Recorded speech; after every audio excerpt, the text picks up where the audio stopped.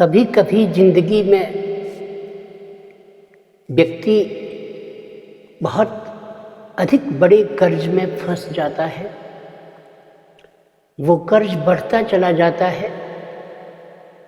मूलधन की राशि पर लगने वाली ब्याज, अगर वो ब्याज किसी प्राइवेट बैंक से लोन लिया हो, किसी व्यक्ति से लिया हो महंगी दर पर ब्याज, महंगी दर की ब्याज पर लोन ले लिया हो किसी व्यक्ति से, तो और अधिक त्वरित गति से कर्ज बढ़ने लग जाता है। बड़ी समस्या भीषण हो जाती है। सवाल है कि कितना आदमी कमाए, परिवार भी चलाना है, जीवन भी चलाना है, और कर्ज की राशि बहुत बड़ी हो जाए। जो आपकी आय है वो सीमित है, और उस आय से परिवार ही चलाना आपका अगर मुश्किल हो रहा हो, जैसे तैसे परिवार चलाना पड़ रहा हो, उसमें कर्ज की किस्त कैसे चुके।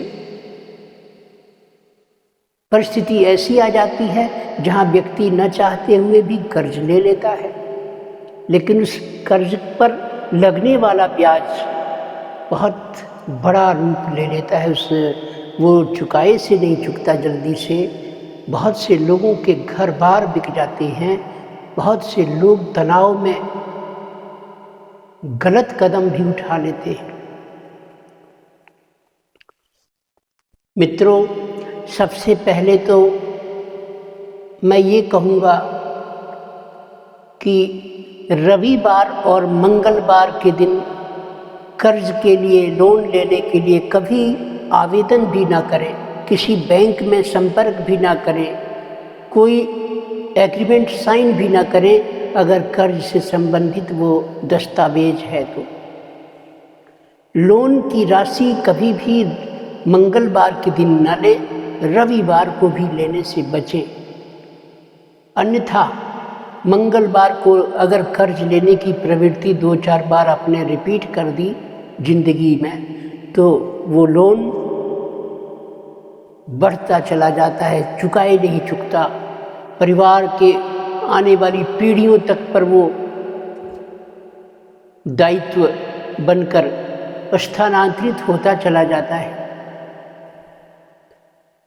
हाँ, अगर पहले से लिया हुआ कर्ज है और उसको आप चुकाना चाहते हैं, या उसकी कोई किस्त आंशिक पेमेंट, पार्शियल पेमेंट करना चाहते हो, तो भुगतान करने के लिए आप मंगलवार को ज़रूर चुनें, क्योंकि मंगलवार को अगर आप कर्ज चुकाने की या किस्त की अदायगी करने की प्रवृत्ति अपनी हैबिट में रख लेंगे तो बहुत जल्दी आप कर्ज से छुटकारा पा सकते हैं।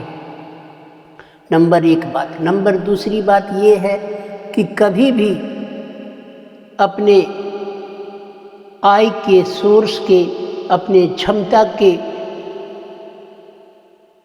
परीक्षण के बाद ही लोन की बात सोचें। अनायास ही किसी व्यापार में, बिजनेस में लगाने के लिए इस उम्मीद पर कर्ज न ले कि बिजनेस से कमा लूँगा, क्योंकि पैसा बिजनेस में लग जाने के बाद बात आपके हाथ से निकल जाएगी। पैसा तो गया, निवेशित हो गया। और अगर आपका व्यापार नहीं चला तब क्या होगा?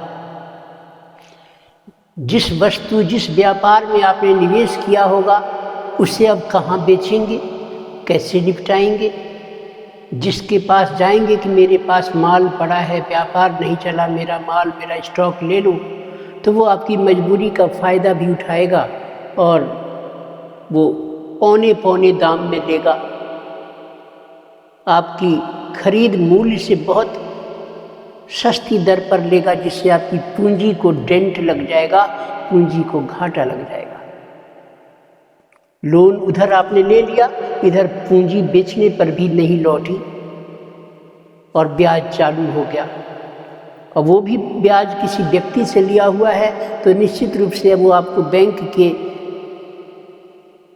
चलन में जो आजकल ब्याज की दरें हैं बैंक की, सालाना हैं, वार्षिक हैं, 15%, 16%, 17% हैं। सरकारी बैंक है तो, पर्सनल लोन हो या किसी प्रकार का लोन है तो 10 से 15% की लोन अलग अलग परिस्थितियों के कारण हर लोन का अपना अलग अलग रेट है।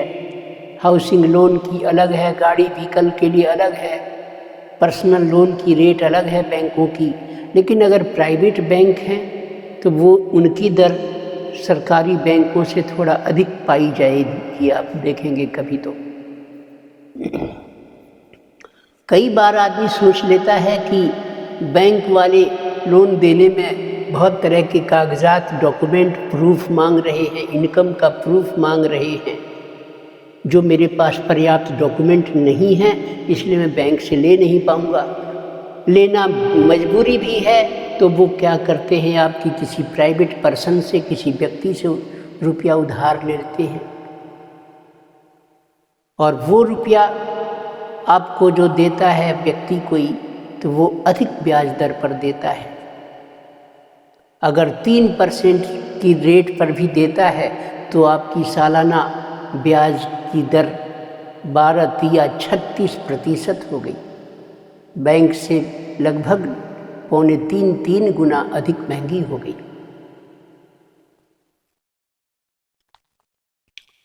कुछ लोग तो और भी अधिक दर पर ब्याज देते हैं पैसा उधार, जैसे 5% तक पर भी लोन देते हैं लोग। वो 12 पंजे 60% हो गया, बताइए। बैंक की दरों से 4 गुना अधिक महंगा ब्याज, और वो आपसे फिर चुकता नहीं है। क्या करें अगर किसी भी तरह से कर्ज ले लिया? पहली बात तो ये है कि कर्ज लेने में खुद की क्षमताओं को जांच परख लें, अपनी आय का सब भविष्य का खाका खींच लें कि कितनी आप कमाते हैं, जो श्योर इनकम होनी चाहिए, गारंटीड इनकम होनी चाहिए। किसी महीने में अगर आप नहीं कमा पाए तो उस महीने की किस्त कैसे देंगे? उस महीने परिवार का खर्चा भरण पोषण के लिए कहाँ से लाएंगे? उस महीने की स्कूल की फीस को कहाँ से देंगे? कोई हारी बीमारी परिवार के किसी मेंबर को हो गई तो उसका उपचार कहाँ से कराएंगे? इन सब परिस्थितियों का ध्यान में रखते हुए ही लोन के बारे में सोचें और मंगलवार को लेने से बचें, रविवार को भी लेने से बचें, बात ही ना करें। इसके बाद में अपनी क्षमता के नाप तौल लेने, क्षमता का परीक्षण कर लेने, सब परिस्थितियां आगे और भी कोई विषम परिस्थिति आ सकती है, उस बात का ध्यान रखते हुए तब आप कर्ज के लिए अप्लाई करें। कितने दिनों में चुकाएंगे इसके बारे में आपके दिमाग में कोई मैप होना चाहिए, रोड मैप होना चाहिए, कोई माइलस्टोन होना चाहिए कि मैं इतने दिनों में, इतने किस्तों में इसको रीपेमेंट करूंगा। और कभी भी व्यापार के भरोसे नया व्यापार करने चल रहे हों और रुपया उधार ले लिया, इस चक्कर में भी ना पड़े, क्योंकि वो प्यार आपके लिए नया होगा, अनुभव भी नया होगा, चलने ना चलने की कोई गारंटी आपके हाथ में नहीं है। परिवार परेशान हो जाएगा, परिवार के सदस्य परेशान हो जाएंगे और आप भी परेशान हो जाएंगे। ऐसा काम ही क्यों करना। अब रहा सवाल, चलता चालू हालत का बिजनेस है, चल रहा है, टर्नओवर आप कितना कमा पा रहे हैं, कितनी फील्ड आपकी बड़ी है कस्टमरों की, वो सब आप जानते हैं। उसमें कुछ माल और बढ़ाने के लिए कुछ कर्ज आपने ले लिया, थोड़ा बहुत बढ़ा लिया, तो भी डरते हुए ही बढ़ाएं। अधिक लोड में, दबाव में, प्रेशर में, भार में आप न आ जाएं कहीं। ये भी सोच लें कि जीवन का कोई भरोसा नहीं, अकस्मात कोई समस्या जिंदगी को लेकर हो गई, कोई खुदा ना करे लेकिन कोई घटना घट जाए, आपके जीवन को दांव पर लग जाए, क्या होगा परिवार का? कहाँ से वो चुकाएगा आपके दायित्व को? तो इस सब चीज़ों का ध्यान रखें। अब क्या होता है कि फिर भी एक मैं आपको उपाय बताता हूँ। देखिए, जन्म कुंडली के छठे भाव में यानी छठे हाउस में हम लोग रोग, ऋण और शत्रु का अंदाज़ा लगाते हैं। मंगल शनि, मंगल राहु, ये सब कर्ज लोन को दर्शाते हैं। मंगल राहु बड़ा लोन दिखाता है।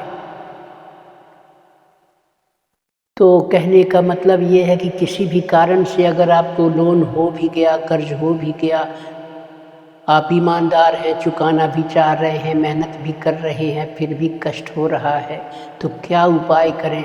एक आध्यात्मिक उपाय आपको बताता हूँ। देखिए,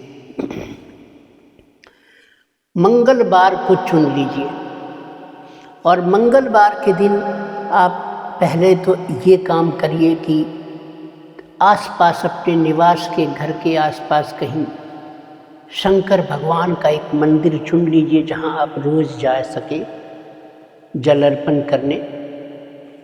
वहां जाकर के पहले कम से कम, और दिन रोज़ नहीं जा पाएँ तो मंगलवार को तो ज़रूर जाएं शंकर भगवान के मंदिर।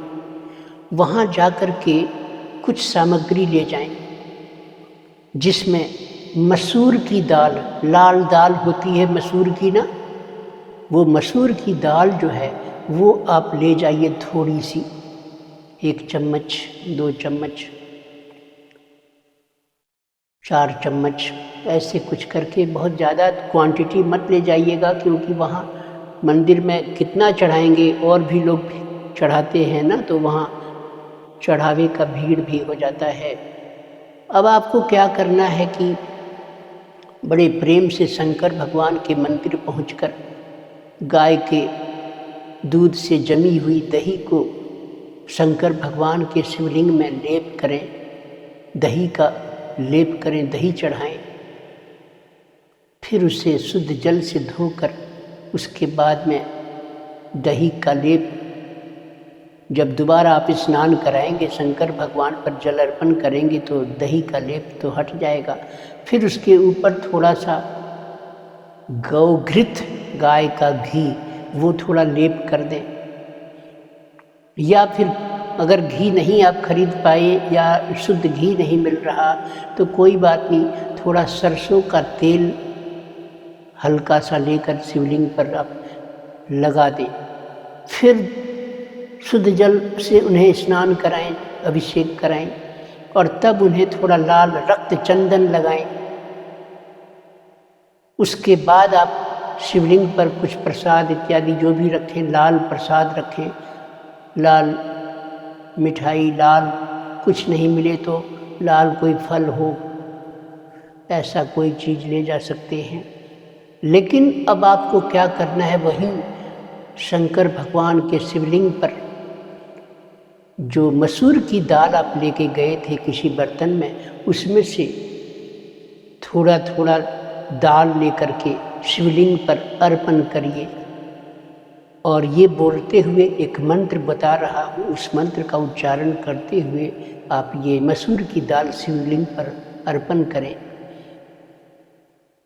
21 बार कम से कम या 11 बार कम से कम आप शिवलिंग पर थोड़ी थोड़ी मात्रा में मसूर की दाल ले लेकर ओम ऋण मुक्तेश्वराय नमः या ओम ऋण मुक्तेश्वर महादेवाय नमः, ओम ऋण मुक्तेश्वर महादेवाय नमः। अब थोड़ा सा लेके शिवलिंग पर मसूर की दाल अर्पण करिए। फिर बोलिए ओम ऋण मुक्तेश्वराय महादेवाय नमः या ओम ऋण मुक्तेश्वर महादेवाय नमः। फिर दूसरी बार अर्पण करिए। ऐसे करते करते 11 बार या 21 बार आप ये सारा जो मसूर की दाल की सामग्री थी वो अर्पण कर दीजिए। अब वहाँ थोड़ा अलग बैठकर शिव जी के सानिध्य में कहीं भी वहाँ बैठकर और कम से कम 108 बार ये मंत्र मन ही मन जप कर लें। हो सके तो आसन आपके पास कुश की चटाई, कुशासन, कुश का आसन हो या ऊनी आसन हो, उस पर बैठ जाएं पूरब दिशा की तरफ मुख करके, और ये एक माला मंत्र आप जाप करें। रुद्राक्ष की माला हो सकती है, मूंगे की माला हो सकती है, और नहीं तो काउंटिंग के लिए है माला, तो बस गिनती के लिए है, फिर आप कोई भी माला लें। लेकिन 108 की तादाद में 108 मंत्रों का जप करना है, मानसिक जप।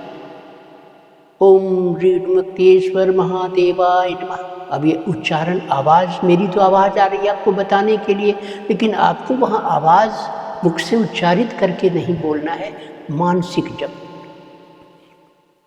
मन ही मन इस मंत्र को बोलिए, ओम ऋणमुक्तेश्वर महादेवाय नमः, ओम ऋणमुक्तेश्वर महादेवाय नमः, ओम ऋणमुक्तेश्वर महादेवाय नमः। ऐसा ऐसा आप जप करें। लेकिन बाकी दिन अगर आप रोज़ मंदिर नहीं जा सकें तो घर पर ही बैठकर इस मंत्र का जाप करें। एक प्रयोग। दूसरा क्या करना है, बड़े गौर से सुनिए, बहुत अचूक उपाय बता रहा हूँ। एक नारियल ले आइए बाजार से, उस नारियल पर जिसमें कि थोड़ा रेशा भी हो, अंदर पानी भी हो, या फिर किसी भी प्रकार का नारियल ले लें, लेकिन जटाओं वाला रहेगा तो अच्छा रहेगा। और घर पर ही एक काम कर लीजिएगा, अपने शरीर की पूरी लंबाई नाप लीजिएगा एक काले धागे से, पैर से लेकर सिर तक पूरी आपकी जो लंबाई है, कंप्लीट लंबाई, उससे से थोड़ा अधिक ही लेकर, कहीं कम ना रह जाए, इसलिए थोड़ा 1-2 इंच ज़्यादा ही लेकर, और वो काला धागा अपने शरीर से नाप कर उस नारियल पर लपेट दें। ओम ऋणमुक्तेश्वर महादेवाय नमः। ऐसा बोलने से आपके मन में एक विचार आएगा, इंटेंशन जागेगा कि आप ये क्रिया क्या कर रहे हैं और किस लिए कर रहे हैं। ओम ऋणमुक्तेश्वर महादेवाय नमः लपेटते जा रहे हैं और आप बोल रहे हैं मन ही मन।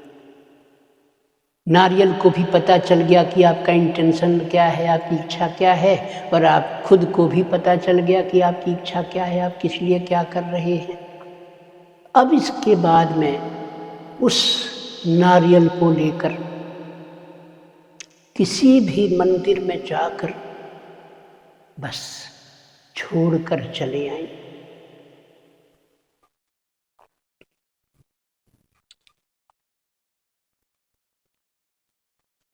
अब ये एक उपाय मैंने बताया जो शंकर भगवान से संबंधित है।